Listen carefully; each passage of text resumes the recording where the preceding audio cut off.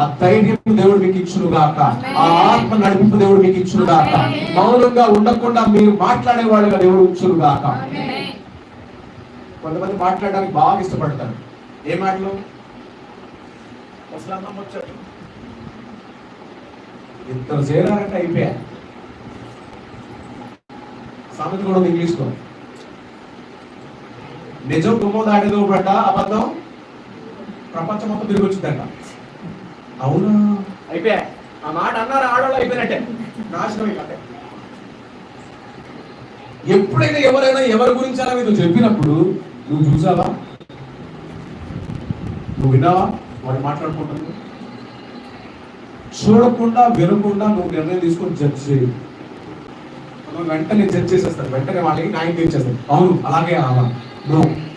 అది మన ఆశీర్వాదం అడ్డు, పెద్ద గేట్ అంటారు.